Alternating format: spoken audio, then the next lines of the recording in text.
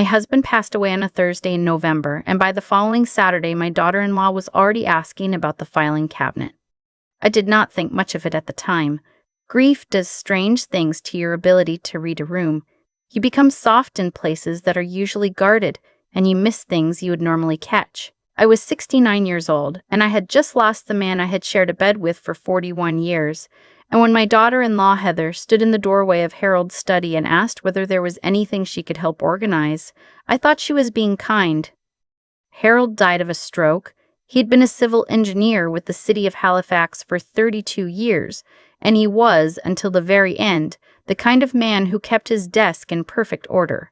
Every folder labeled, every document filed in the year it belonged to. He used to say that a messy desk was a messy mind, and I used to tease him about it, and now I would have given anything to find one stray receipt left somewhere. It shouldn't have been.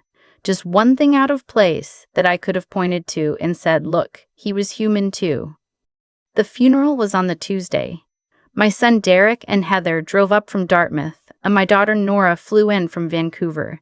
There were casseroles and sympathy cards and neighbors I hadn't seen in years standing in my living room telling me Harold would have wanted me to be strong. I smiled and thanked them and poured tea and tried not to think about the fact that the house already felt like a different building than the one I had lived in the day before.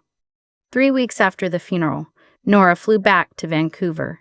She had a job, a partner, a life she had built carefully on the other side of the country. We spoke on the phone every Sunday, and those calls kept me going in a way I could not entirely explain. Derek and Heather came by on Saturdays. They brought groceries sometimes, which was thoughtful, and sometimes Harold's study would come up in conversation, and each time it did, Heather was the one who raised it, and each time I said I wasn't ready yet, she would nod and change the subject so smoothly it barely registered as a change at all. It was in the 4th week, on a Wednesday afternoon in December, when the light goes thin and pale before 3 o'clock and the cold comes in under the doors, no matter how good your weather stripping is, that I finally sat down in Harold's chair and began. I started with the top drawer, the way you do when you are trying to be methodical and are hoping the task will feel manageable if you break it into small enough pieces. There were pens and a stapler and a box of paper clips and a small folded square of paper on which Harold had written the name of a plumber and a phone number, the way husbands do, as if those notes will always be legible to someone other than themselves. The bottom drawer was heavier. It stuck slightly when I pulled it, and I had to use both hands. There were file folders, neatly labeled, and beneath them a manila envelope I did not recognize. It was not sealed. My name was not on it. On the front, in Harold's handwriting, there were 4 words. For Evelyn. Open alone. I held it for a moment. Then I set it on the desk and went to make tea. Because that is what you do when something has shifted, and you need a moment before you look directly at the thing that shifted it. Inside the envelope was a key. A small flat key, the kind used for a safety deposit box, with a paper tag attached. The tag had the name of a branch, our TD Bank on Roby Street, and a box number written in his neat engineer's print. There was also a folded note, 2 pages, both sides, in handwriting I had read for 4 decades. Evelyn, if you're reading this, I'm already gone, and I'm sorry for that. I need you to go to the bank alone. Don't bring Derek. Don't bring Heather. Go by yourself, tell them your name, show them your ID, and ask for box 447. You have always been the steady one. I need you to be steady for this. I read it twice. Then I sat in Harold's chair for a long time without doing anything. Don't bring Derek. Harold adored our son. They had season tickets to Moosehead's games together for 15 years. They went fishing every August up near Kajinkujik. Harold was not a man who made distinctions between his children lightly, and yet he had written that sentence, underlined it once, and left it for me to find. I folded the note back into the envelope and put it in my cardigan pocket and went to start dinner. I made too much pasta, the way I always do now, and I ate alone at the kitchen table with the radio on, and I thought about that underline. I did not sleep well. The next morning I called the bank before I had even made coffee and asked whether the branch on Roby was open. It was. I drove there at 10 o'clock. The woman at the front desk was patient and efficient. She took my ID, verified the box number, walked me to the back room, and left me alone with a long gray metal tray that Harold had apparently been maintaining for at least 3 years without once mentioning it to me. Inside was a USB drive, a small black one, the kind that costs $4 at the drugstore. There was also a folded set of documents, printed and stapled, and a handwritten letter in an envelope sealed with tape, my name written on the front. I put everything in my bag. I drove home. I sat at the kitchen table, not Harold's desk, because I needed my own space for this, and I opened the letter. It was 6 pages. Harold had discovered, 14 months before his death, that Derek and Heather had been systematically diverting money from a joint investment account the two of us had opened in 1998. It was an account I had largely stopped monitoring because Harold handled our finances, and I had trusted him to handle them, and he had trusted Derek, who had been added as a co-signatory 4 years ago when Harold had a health scare and wanted someone else to have access in case anything happened. The account had held, at its peak, just over $230,000. It was intended to be mine, fully, as part of Harold's estate. Heather, Harold wrote, had used her position as a financial planner at a wealth management firm in Dartmouth to facilitate a series of transfers that, on paper, looked like portfolio rebalancing. She had routed money through 2 intermediary accounts, one in Derek's name and one registered to a numbered company Harold had spent 2 months tracking down. The company had been incorporated in Nova Scotia 3 years ago. The sole director was listed as a numbered holding with a Dartmouth postal code. The beneficial owner, once Harold dug into it, was Heather. The total transferred was, by Harold's careful accounting, $184,000. He had found out by accident. He had logged into the investment account online for the first time in over a year, intending to update the beneficiary designation, and had noticed that the balance was not what he remembered. He had said nothing to Derek. He had said nothing to Heather. He had, instead, done what an engineer does when he suspects a structural problem. He had begun documenting. The printed documents in the tray were 3 years of account statements, a corporate registry printout showing Heather as the ultimate beneficial owner of the numbered company, and a series of screenshots Harold had taken of the online transaction history. He had also downloaded copies of the transfer confirmations and saved them to the USB drive, along with a screen recording he had made of himself walking through the account, narrating what he was looking at in the steady, quiet voice he used when he was being precise. I didn't confront them, he wrote near the end of the letter. I was afraid of what it would do. To Derek, to the grandchildren. I told myself I would figure out the right way to handle it, and I ran out of time. I'm sorry, Evelyn. I should have told you while I was still here. You would have known what to do. You always do. Trust yourself on this.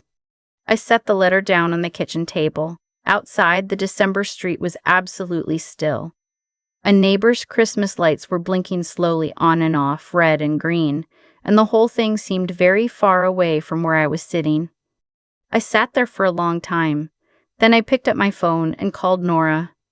Not to tell her everything. Not yet, just to hear her voice. She asked how I was doing, and I said I was having a strange day, and she said she'd been thinking about coming for Christmas, and I said that would be very good, and we talked for 20 minutes about nothing consequential at all, and when I hung up, I felt steadier than I had in weeks.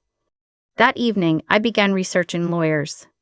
I did not want the firm Harold and I had used for our wills, because Harold's letter had mentioned that Heather had been copied on the estate correspondence as Derek's spouse, and I did not know what had been shared or when. I needed someone who had no connection to my family, no prior relationship with anyone in it. I made a list of 4 estate and probate lawyers in Halifax. I crossed off the first because his firm had done work for the same wealth management company where Heather was employed. I found this on a conference sponsorship page buried in a Google search. I crossed off the second because his reviews described him as having retired from active cases. The third was a woman named Constance Allen who had been practicing for 19 years and whose firm's Google reviews described her, in one particularly useful comment, as someone who does not get rattled by complicated family situations. I called her office the next morning. She had an opening the following Thursday. It was Tuesday when I noticed Heather's car parked on my street.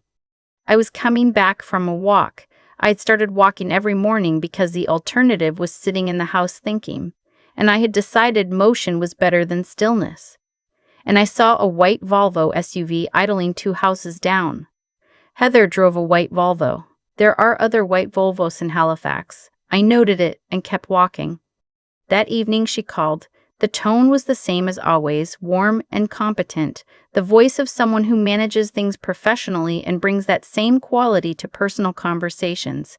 She called me by my first name. She had done this since the early years of her marriage to Derek, which I'd always found slightly presumptuous, but had never said anything about, because it had not seemed worth the friction. She said she had been thinking about Harold's accounts and whether there were any documents she could help me organize before the estate process got too complicated. She said these things have timelines. She said Derek and she were happy to take things off my plate. I told her I had it handled. There was a pause, brief but present. Of course, I just want to make sure you're not doing this alone when you don't have to. I thanked her and ended the call. I stood in the kitchen for a moment afterward with my hand still on the phone. Heather had always been a capable woman. She had built a successful practice managing other people's money. She knew exactly how estates worked, what documents existed, what a co-signatory could and couldn't access, and when. I had thought of all this as professional competence. I was reframing it now.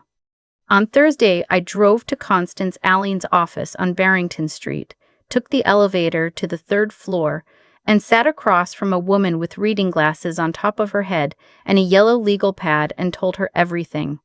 I placed Harold's printed documents on her desk. I gave her the USB drive. I told her about the letter. She listened without interrupting.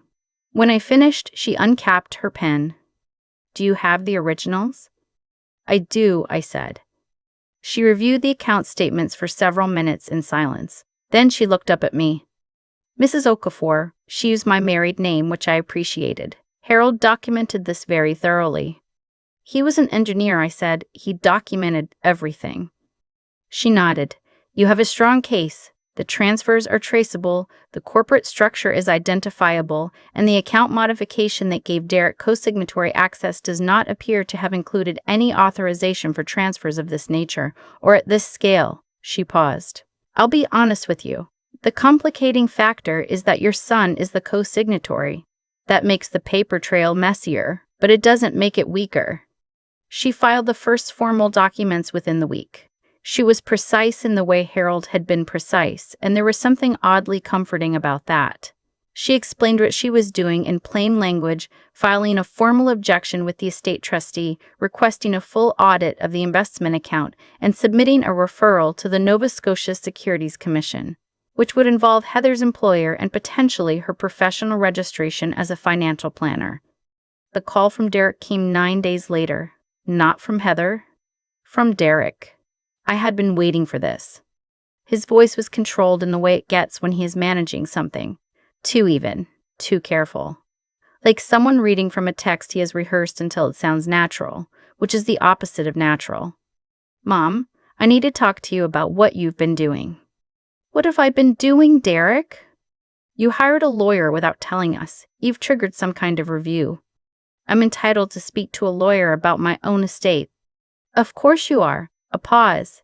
"But you need to understand what an audit does to people's reputations, to their careers, Heather's license, her practice." "What about her practice?" I asked. Silence. "Derek," I said, "I found the documents your father left me. I found the account statements. I found the transfer records. I know what was taken and I know where it went." The silence on the other end of the line was a different kind of silence than the one before it. Not a thinking silence, a recalculating one. Then Heather's voice came on. She had been there the whole time. "Evelyn." Her voice had changed. The warmth was still technically present, but it had gone thin, the way ice goes thin in early spring when you're not sure if it'll hold. "I want you to understand something. What you think those documents show is not what actually happened. Harold knew about those transfers. He and Derek had conversations about that money, about our situation, about helping us get through a difficult period and being paid back from Derek's share of the estate. It was a family agreement. Then you'll be able to demonstrate that to the auditors, I said. Evelyn. Her voice dropped slightly. Not a shout. Something more deliberate than a shout. If you go through with this, you will lose your son. Is that what you want? At this point in your life, to blow up your family over an accounting disagreement? At this point in your life, I held the phone very steadily. What you took from me, I said, is $184,000. If it was a family agreement and Harold approved it, you should have no difficulty showing the auditors his written consent. I'm not asking you to show it to me. I'm asking you to show it to them. Heather made a short sound. Derek said Mom, in the way he has said it since he was a teenager when he's trying to close a conversation he's losing. I said please, have your lawyer contact mine, and ended the call. My hands, when I looked at them, were not shaking. I had expected them to shake. The following weeks had a particular quality, the quality of waiting for something you cannot control and trying to take care of ordinary life in the meantime. I shoveled my own front walk even when the snow was heavy, because Harold had always done it, and doing it myself made me feel less like a person things were happening to, and more like a person who was still in her own life. I called Nora twice a week instead of once. I walked every morning regardless of weather, which in Halifax in January is a commitment. I told my friend Barb everything on a Sunday afternoon over tea in her kitchen. Barb had been my closest friend for 26 years, since we had both been on the same parent council at the elementary school and discovered we shared an identical view of people who schedule 7 a.m. meetings. She was 71, a retired nurse, sharp as anything, and she listened to all of it without interrupting. When I finished, she sat back in her chair and said, "That woman has been managing your son for years, Evelyn. She just moved him in a direction you could see." "How do you know?" I asked. "I've watched her at family dinners," she said. "She never looks at the person she's talking to when someone else in the room is more important to look at." I thought about that for a long time afterward. The letter arrived in February, not a phone call. A letter delivered by courier addressed to me personally. It was written in careful civil language and proposed what it called a private family resolution, a payment to me of $60,000 structured as a voluntary gift in exchange for my withdrawal from all formal proceedings. It included a line I read twice. "Given your age and the stress of the current situation, a prolonged legal process may not be in your best interest." Given your age? I brought the letter to Constance. She read it without expression. Then she set it down. "They're offering $60,000 on 184, she said. "That tells you something." "What does it tell me?" I asked. "That they're scared, and that they've made a calculation that you might take a reduced offer rather than go through a process that feels exhausting. Should I be worried about what comes next?" She looked at me steadily. "People in this position tend to escalate before they accept the outcome. Be prepared for that. But the documentation is very solid, Evelyn. Harold built this case the way he would have built a load-bearing structure. It doesn't move." I thanked her and drove home and made dinner, and called Nora and did not mention the letter because I had not told Nora about any of it yet and I was not ready to. That came later, slowly, in pieces, the way these things do. They came on a Saturday in late February. I saw Derek's truck in the driveway from the kitchen window. They had not called. I noted this. You learn things about the nature of a visit from whether someone calls ahead, and what they had not called to say was, "We are coming to see you." What they had not called to say was anything. Derek was wearing the expression he has worn since boyhood when he has done something he knows is wrong and wants to move past it without stopping in the middle. Open, easy, the practiced sincerity of a man who has always been likable and has sometimes used that as a substitute for being honest. Heather was behind him, slightly, which was unusual. She was not a woman who positioned herself behind people.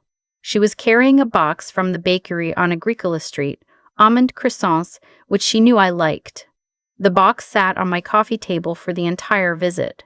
Neither of us mentioned it. We sat in the living room. I had coffee already made because I had seen them pull in, and I wanted something to do with my hands. I poured for myself. I did not pour for them. Derek began. He was sorry, he said, about the phone call, about the way things had got. He and Heather had been under real financial strain. The mortgage on the house, 2 kids in school. Heather's practice had had a difficult year when a major client left. He did not use the word theft. He said things like reallocation and a temporary arrangement, and Dad knew the situation. He said this with the conviction of someone who has rehearsed it until he is not entirely sure himself where the rehearsal ends. He did not make eye contact while he spoke. He looked at the coffee table, at the window, at his own hands. I remembered this from when he was 9 years old and had broken something and was trying to explain how it had broken on its own. Then Heather spoke. She leaned forward slightly. Her voice shifted into a register that was meant to feel like intimacy. Evelyn, I know this year has been devastating. Losing Harold, going through all of this alone. The last thing we want is for you to spend whatever time and energy you have left on lawyers and depositions. You deserve peace. You deserve to be spending this time with your grandchildren, with Nora, not in courtrooms. She paused. She was watching my face the way you watch a road for ice, looking for movement. If you drop the proceedings, she said, we can work something out properly. Something fair. Something that doesn't have to hurt anyone. I looked at her for a moment. I thought about the word fair. How readily it comes to people who have taken something. How they reach for it like it's neutral, like it belongs to everyone equally. I thought about Harold at that bank branch on Roby Street, putting those documents into a gray metal tray and locking it with a small flat key and hoping I would find it, doing all of that work carefully, alone in the months when he already knew something was wrong with his health. He had been afraid of the wrong thing. He had been afraid of fracture when what he had was already broken, and he had left me the tools to fix it. I set down my coffee cup. What you transferred out of my account, I said, was $184,000. The offering your letter was $60,000. What figure did you have in mind when you said something fair? Heather's expression didn't change, exactly. It shifted in the way a light shifts when a cloud moves over it, and you realize the warmth was never as solid as you thought. We're not here to negotiate numbers at your kitchen table. Then why are you here? We came to give you the chance to handle this as a family. You've said no to that. I just want to make sure you understand what you're walking into. I understand it very well, I said. I think you should go. Derek looked at me, not at Heather, at me, just for a moment. And in that moment, he looked like my son, not the managed version, the actual one. The boy who used to bring me drawings from school folded into envelopes with my name spelled wrong on the outside. The boy who cried at the end of Charlotte's Web when he was 7 and made me promise not to tell anyone. Then the look closed. Heather stood. She picked up the bakery box, the croissant still inside, and tucked it under her arm. She was not leaving it. She was taking back what she had brought.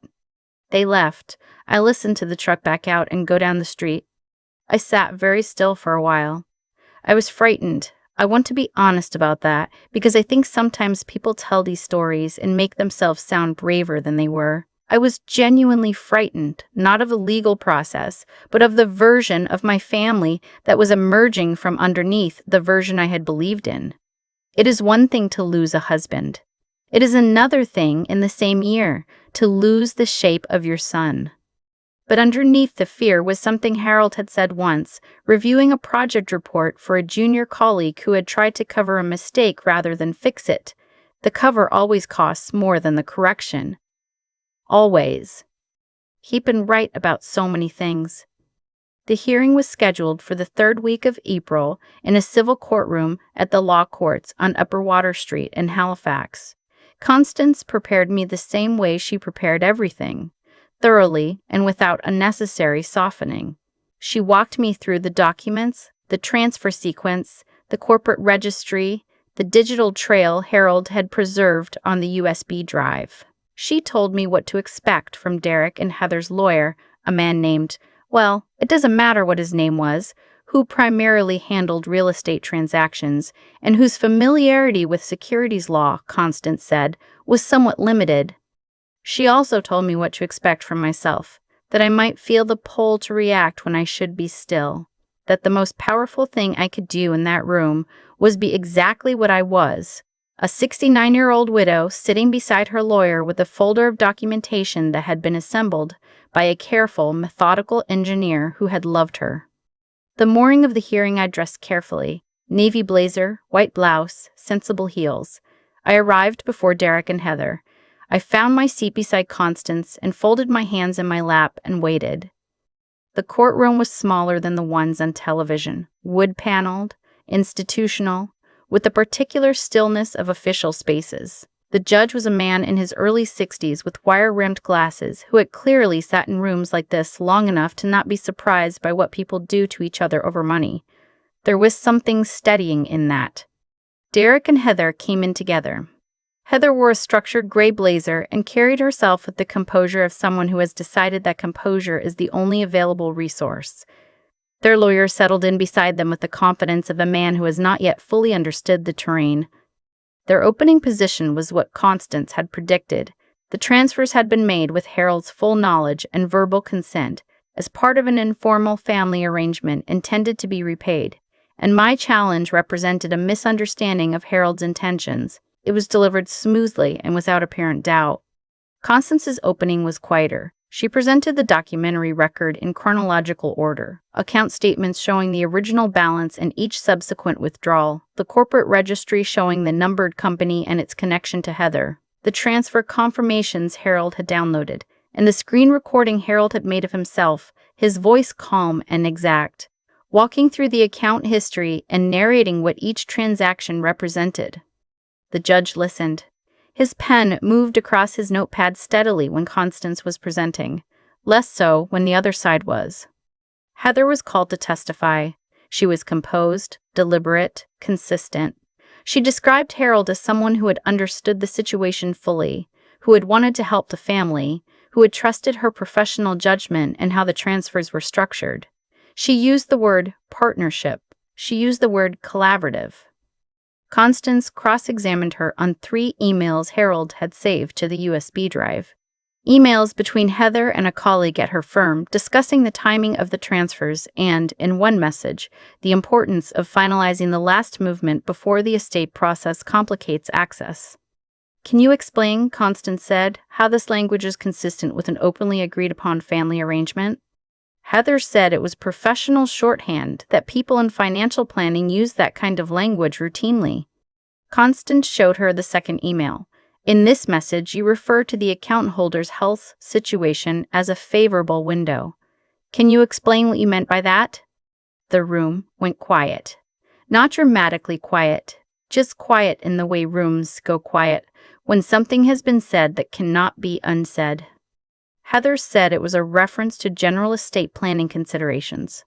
"This is not a general estate account," Constance said. "This is a joint investment account in Evelyn Okafor's name. A favorable window for whom?" Heather did not answer immediately. The modification form was introduced shortly after. It required both account holders' signatures. The record showed it had been submitted with only one. Constance asked Heather to identify the signature in the second authorization line. Heather said she believed there may have been an administrative processing error. "Are you familiar," Constance said, "with the provisions under the Nova Scotia Securities Act related to unauthorized account modifications?" For the first time, Heather looked at Derek. It was a small movement, reflexive, the movement of someone who has run out of prepared responses and is looking for something steady to hold on to. Derek was looking at the table. Derek testified next. His account of the verbal approval differed from Heather's in the date, in whether Harold had initiated the conversation or whether Derek had, and in whether anyone else had been present. Constance placed the 2 accounts side by side on her legal pad and walked through the discrepancies without editorializing. She did not need to editorialize. She simply asked Derek to explain them, and he looked at the table the way he had looked at the table all morning, and he said he might be misremembering some details. "I had watched my son for 43 years. I knew that posture. He had never been able to hold a lie steady for very long. He had always needed someone to hold it for him. The ruling came 5 weeks after the hearing. I was in Constance's office. Her assistant brought in the document. She read it in silence. Then she looked at me. "Full restitution," she said. $184,000 plus your legal costs. The court has also accepted the referral to the Securities Commission. The judge's finding on the modification form has been forwarded to the Nova Scotia Securities Commission and to Heather's employer. I sat with that for a moment. The view from Constance's window was downtown Halifax in late spring, the harbor visible between the buildings, the light on the water doing what light on the water does, which is to continue being beautiful regardless of what is happening in the offices above it. The unauthorized signature finding, Constance said, will likely result in regulatory proceedings. Her registration as a financial planner is at risk. I nodded. I did not feel triumphant. I want to be clear about that. What I felt was something closer to the feeling of setting down something very heavy that you have been carrying for a long time. Not joy. Relief is not quite the right word either. Resolution, perhaps. The recognition that a thing had returned to the position it should have held. Constance slid the ruling across the desk toward me. I read it the way Harold had always told me to read contracts, not for what they say, but for what they commit to. "Your husband did good work," she said. "He did," I said. "He just needed more time than he had." "You had enough time," she said, "and you used it well." The enforcement of the judgment was scheduled over 90 days due to the need to liquidate assets. Constance said this was standard and that given Heather's professional assets and the equity in their property, there was no real question of ability to pay. Heather's professional registration was suspended within a month of the court's referral and formally revoked 3 months after that. I did not seek this. It was a consequence of what she had done, not a target I had aimed at. But I had known, even before any of this, that her professional standing had not been incidental to how she had moved that money. It had been essential to it. She had known exactly where to put things so they would be hard to see. Nora came for the long weekend in May. By then I had told her everything. She had gone quiet on the phone when I told her, the particular quiet of someone rearranging a picture they had thought was fixed. Then she had said, "I'm coming." That was all. That was enough. We sat on the back deck on the Saturday evening with a glass of wine each, and the lilac bush Harold had planted the year we moved in was blooming, which it does every May without caring at all about anything that happened the winter before. It was almost offensively cheerful, that lilac. Nora looked at it and said Dad really did have bad taste in pruning. I laughed for the first time in months. It surprised me. We talked about Harold for a long time that evening, about the kind of man he was, about the fact that he had known something was wrong, had felt, in whatever way he felt things, that there was a fault in the structure, and had spent his last months quietly documenting it because he did not know what else to do with the knowledge, and because he trusted me to do the rest. He always said to measure twice, Nora said. He did, I said. He said it about pipes, and he said it about people, and he was right about both. Derek was harder. He called me twice after the ruling. The first time I didn't answer. The second time I did, because I had decided that choosing not to answer forever was also a choice, and I wasn't sure it was the right one. He sounded exhausted. Not performing exhaustion. Actually exhausted.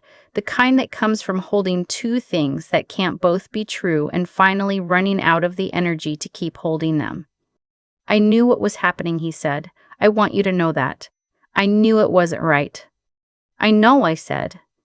I kept telling myself it was just numbers, that you'd be fine, that it wasn't really. Don't, I said. Don't dress it up for me. I know what it was. He was quiet. I love you, I said. And what happened was a serious betrayal. Both of those things are true, and I'm not going to pretend one of them cancels the other out. He said, I know, Mum. I ended the call. I sat in Harold's armchair. I had moved it to the living room by then, because it was a good chair, and I had decided I was allowed to use it, and I sat with all of it for a while. The fear, and the grief, and the anger, and the love which is stubborn and inconvenient and does not go away simply because you have good reason to want it to. Heather's regulatory proceedings concluded in the autumn. She was found to have violated client trust standards in connection with the transfers. Her license was revoked and she was barred from working as a registered financial planner in Nova Scotia for 10 years. I did not follow the proceedings closely. Constance kept me informed in broad terms. It was enough to know that what had been taken had a name and a consequence and a formal accounting. My granddaughter Sophie called me the week the proceedings concluded. She was 20 and at university in Moncton, and she called from her residence room and sounded very young and very tired and said, "Grandma, I just want you to know that I know what happened and I think you were right and I'm sorry."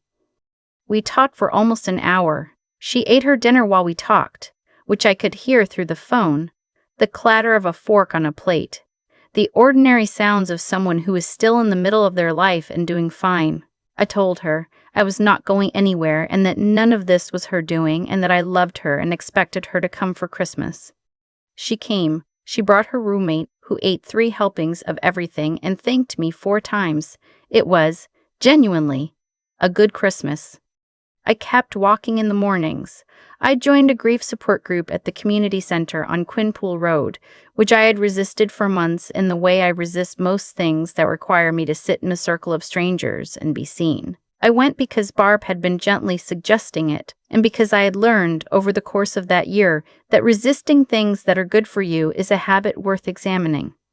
The women in that group were funny and plain-spoken, and several of them had navigated estate complications that made mine feel, if not simple, then at least not singular. A woman named, actually, she asked me not to share her name, so I won't. She looked at me over her paper cup one evening and said, "The first year after you lose someone, everyone shows you who they really are." I thought about that for a long time. Spring came. The lilac bloomed again. I planted new things along the front walk, deep red dahlias, because Harold had always grown white flowers, and I had always wanted color, and it was, finally, my garden to plant as I liked.